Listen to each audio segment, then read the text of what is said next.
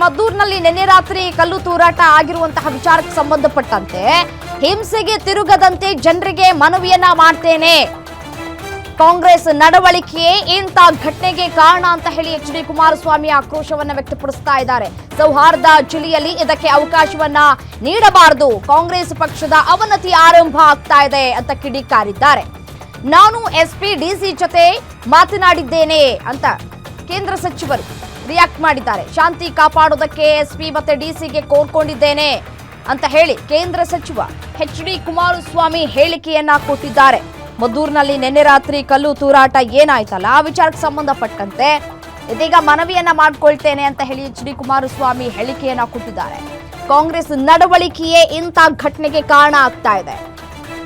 ಸೌಹಾರ್ದ ಜಿಲ್ಲೆಯಲ್ಲಿ ಇದಕ್ಕೆ ಅವಕಾಶವನ್ನ ನೀಡಬಾರದು ಅಂತ ಹೇಳಿ ತಮ್ಮ ಆಕ್ರೋಶವನ್ನ ವ್ಯಕ್ತಪಡಿಸ್ತಾ ಇದ್ದಾರೆ. ಅನ್ಯ ಧರ್ಮೀಯರು ಇದರಲ್ಲಿ ಇದ್ರೆ ಒಳಗಾಕ್ಬೇಕು.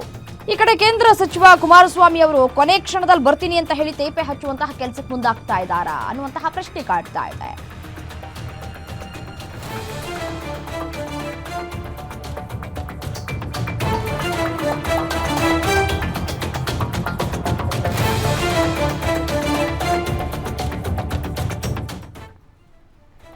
ನೋಡಿ, ಪರಿಸ್ಥಿತಿ ವಿಕೋಪಕ್ಕೆ ಹೋಗದ ಹಾಗೆ ಪರಿಸ್ಥಿತಿಯನ್ನ ಹತೋಟಿಗೆ ತೆಗೆದುಕೊಳ್ಳುವುದಕ್ಕೆ ಡಿಸಿ ಮತ್ತೆ ಎಸ್ಪಿ ಅವರಿಗೆ ಮನವಿಯನ್ನ ಮಾಡಿದ್ದೇನೆ ಅಂತ ಹೇಳಿ ಕೇಂದ್ರ ಸಚಿವರು ಕುಮಾರಸ್ವಾಮಿ ಅವರು ರಿಯಾಕ್ಟ್ ಮಾಡಿದ್ದಾರೆ. ಮಂಡ್ಯ ಜಿಲ್ಲೆಗೂ ಇದೀಗ ಧರ್ಮದಂಗಲ್ ವ್ಯಾಪಿಸಿದಂತೆ ಕಾಣಿಸ್ತಾ ಇದೆ. ಮದ್ದೂರಿನಲ್ಲಿ ನಿನ್ನೆ ರಾತ್ರಿಯ ಗಣೇಶನ ಒಂದು ವಿಸರ್ಜನೆಯ ಸನ್ನಿವೇಶದಲ್ಲಿ ಏನು ಒಂದು ಮೆರವಣಿಗೆಯನ್ನು ಹಿಂದೂ ಸಮಾಜದವರು ತೆಗೆದುಕೊಂಡು ಹೋಗ್ತಕ್ಕಂಥ ಸಂದರ್ಭದಲ್ಲಿ ಕಿಡಿಗೇಡಿಗಳು ಒಂದು 2-3 ಜನ ಕಲ್ಲು ತೂರಿದ್ದಾರೆ ಅಂತಕ್ಕಂಥ ಒಂದು ಮಾಹಿತಿ ಇದೆ. ಕಳೆದ ವರ್ಷವೂ ಸಹ ಮಂಡ್ಯ ಜಿಲ್ಲೆಯಲ್ಲಿ ನಾಗಮಂಗಲದಲ್ಲಿ ಕಲ್ಲು ತೂರಿನ ಪ್ರಕರಣ ನಮಗೆ ನಿಮಗೆಲ್ಲರಿಗೂ ನೆನಪಿನಲ್ಲಿರ್ತಕ್ಕಂಥದ್ದು. ಹೋದ ವರ್ಷ ನಡೆದಂಥ ಪ್ರಕರಣ ಭಾಳ ಮೊದಲನೇ ಬಾರಿಗೆ ಮಂಡ್ಯ ಜಿಲ್ಲೆಯಲ್ಲಿ ಆ ರೀತಿಯ ಒಂದು ವಾತಾವರಣ ನಿರ್ಮಾಣ ಮಾಡಿದರು. ಅದು ಪುನರಾವರ್ತನೆ ಆಗಿರ್ತಕ್ಕಂಥದ್ದು. ನಾನು ಜಿಲ್ಲೆಯ ಜನತೆಗೆ ಮತ್ತು ಮದ್ದೂರಿನಲ್ಲಿ ವಿಶೇಷವಾಗಿ ಈ ಒಂದು ಪ್ರಕರಣವನ್ನು ದೊಡ್ಡ ಮಟ್ಟದಲ್ಲಿ ಹಿಂಸೆಗೆ ಒಳಗಾಗ್ತಕ್ಕಂಥ ರೀತಿಯಲ್ಲಿ ತೆಗೆದುಕೊಂಡು ಹೋಗ್ತಕ್ಕಂಥದ್ದಕ್ಕೆ ಅವಕಾಶ ಕೊಡಬೇಡಿ. ಬೆಂಕಿಯನ್ನು ಹಚ್ಚತಕ್ಕಂಥ ಕೆಲಸ ನಡೀತಾ ಇದೆ. ಅದಷ್ಟೇ ಅಲ್ಲ, ಮಂಡ್ಯ ಜಿಲ್ಲೆಯಲ್ಲಿ ಎಂದೂ ಸಹ ಈ ರೀತಿಯ ಪ್ರಕರಣಗಳು ಆಗ್ತಾ ಇರಲಿಲ್ಲ. ಶಾಂತಿಯ ಜೀವನವನ್ನು ಮಂಡ್ಯ ಜಿಲ್ಲೆಯ ಜನ ನಿರ್ವಹಣೆ ಮಾಡ್ತಾರೆ. ಇಂಥ ಒಂದು ಪ್ರಕರಣಗಳು ಭಾಳ ಗಂಭೀರವಾದಂಥ ಪರಿಸ್ಥಿತಿಗಳಿಗೆ ತೆಗೆದುಕೊಂಡು ಹೋಗ್ತಕ್ಕಂಥದ್ದು. ದಯವಿಟ್ಟು ನಾನು ನಿಮ್ಮೆಲ್ಲರಲ್ಲಿ ಮನವಿ ಮಾಡ್ತೇನೆ, ಇದಕ್ಕೆ ಅವಕಾಶ ಕೊಡಬೇಡಿ. ಇವತ್ತು ಇಂಥ ಒಂದು ಘಟನೆ ಇಷ್ಟು ದೊಡ್ಡ ಮಟ್ಟದಲ್ಲಿ ನಮ್ಮ ಒಂದು ಜಿಲ್ಲೆಯಲ್ಲಿ ನಡೀತಾ ಇರತಕ್ಕಂಥದ್ದಕ್ಕೆ ಮೂಲ ಕಾರಣ ನಮ್ಮ ಜಿಲ್ಲೆ ಅಷ್ಟೇ ಅಲ್ಲ, ಇಡೀ ರಾಜ್ಯದಲ್ಲಿ ಕಾಂಗ್ರೆಸ್ನ ಆಡಳಿತದ ನಡವಳಿಕೆಗಳೇನಿದ್ದಾವೆ. ಇವತ್ತು ಕಾಂಗ್ರೆಸ್ನ ಆಡಳಿತದಲ್ಲಿ ಹಿಂದೂ ಸಮಾಜವನ್ನು ಒಂದು ಅಸಮಾಧಾನಕ್ಕೆ ಒಳಗಾಗ್ತಕ್ಕಂಥ ಒಂದು ವಾತಾವರಣ ಇವತ್ತು ನಿರ್ಮಾಣ ಮಾಡ್ತಾ ಇರತಕ್ಕಂಥದ್ದು ಕಾಂಗ್ರೆಸ್ ಪಕ್ಷ. ಅದು ಪ್ರತಿನಿತ್ಯ ನಾವು ನೋಡ್ತಕ್ಕಂಥದ್ದೇನಿದೆ. ಇವತ್ತು ಈ ರಾಜ್ಯದಲ್ಲಿ ಕಾಂಗ್ರೆಸ್ ಸರ್ಕಾರ ಬಂದ ನಂತರ ಯಾವೊಂದು ಕಾಂಗ್ರೆಸ್ನ ಆಡಳಿತದಲ್ಲಿ ಒಂದು ರೀತಿಯ ಹಿಂದೂ ಸಮಾಜದಲ್ಲಿ ಒಂದು ದೊಡ್ಡ ಮಟ್ಟದಲ್ಲಿ ಇವತ್ತು ಸಂಘರ್ಷಕ್ಕೆ ಎಡೆ ಮಾಡಿಕೊಡ್ತಕ್ಕಂಥದ್ದಕ್ಕೆ ಪ್ರೇರೇಪಣೆ ಇದೇ ಕಾಂಗ್ರೆಸ್ ಪಕ್ಷದ ಪ್ರೇರೇಪಣೆಗಳಿದೆ.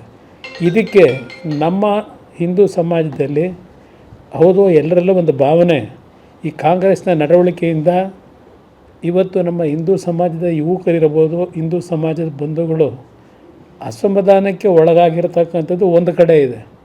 ಇಂಥ ಪರಿಸ್ಥಿತಿನಲ್ಲಿ ಈ ಕಲ್ಲುಗಳನ್ನು ಹೊಡೆಯತಕ್ಕಂಥದ್ದು ಇದರ ಹಿನ್ನೆಲೆ ಒಂದು ಸಂಘರ್ಷಕ್ಕೆ ಈ ಎರಡೂ ಸಮಾಜಗಳನ್ನು ಇವತ್ತು ದೂಡ್ತಕ್ಕಂಥದ್ದೇನಿದೆ, ಇದಕ್ಕೆ ಮೂಲ ಕಾರಣ ಕಾಂಗ್ರೆಸ್ ಪಕ್ಷ ಇದೆ.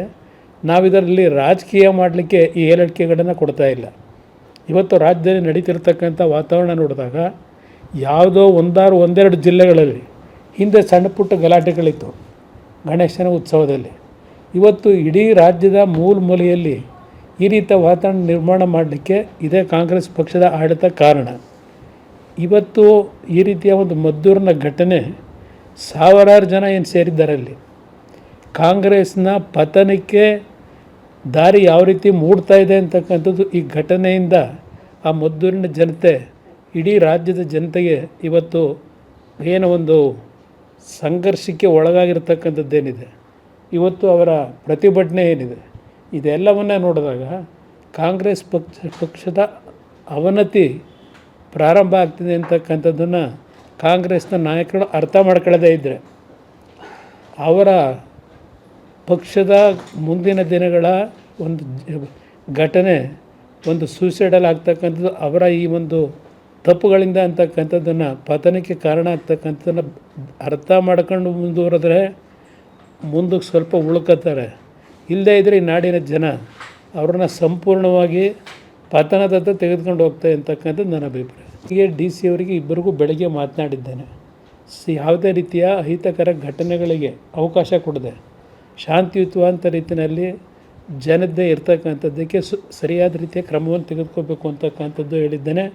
ನಾನು ಮದ್ದೂರಿನ ಜನತೆಗೂ ಸಹ ತಾಯಂದಿರಿಗೂ ಸಹ ಹೇಳಲಿಕ್ಕೆ ಬಯಸ್ತೇನೆ, ಈ ಒಂದು ಘಟನೆಯ ಹಿನ್ನೆಲೆಯಲ್ಲಿ ಹಲವಾರು ಅಮಾಯಕರ ಬದುಕಿನ ಮೇಲೆ ಯಾವುದೇ ರೀತಿಯ ಜೀವಕ್ಕೆ ಹಾನಿಯಾಗದೇ ಇರತಕ್ಕಂಥ ರೀತಿಯಲ್ಲಿ ನಿಮ್ಮಗಳ ಒಂದು ಹೋರಾಟ ಇರಬೇಕು ಅಂತಕ್ಕಂಥ ಹೇಳ್ತೀನಿ.